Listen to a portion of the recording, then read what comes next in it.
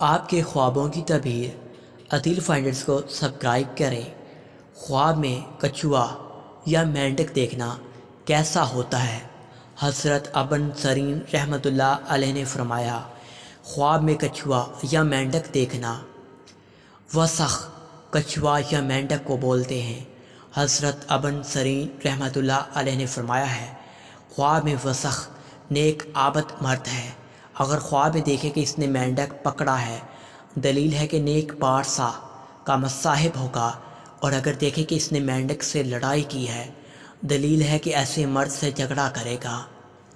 اگر دیکھے کہ کسی جگہ بہت سے مینڈک جمع ہوئے ہیں اور شور کرتے ہیں، دلیل ہے کہ اس جگہ عذاب حق آئے گا۔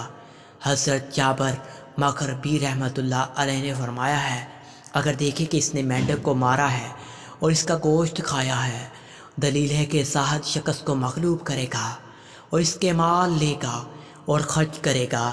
اور اگر دیکھے کہ اس کو مینڈک نے کاٹا ہے، دلیل ہے کہ زاہد مرد کو رنج پہنچائے گا۔ اور اگر دیکھے کہ اس نے مینڈک کو پکڑ کر پانی کے باہر خشکی پر ڈالا ہے، دلیل ہے کہ زاہد شخص کو کام سے روکے گا اور اس کو نقصان پہنچائے گا۔ خواب میں کچھوا دیکھنا عدیل فائنڈر کو سبسکرائب کرتے ہیں۔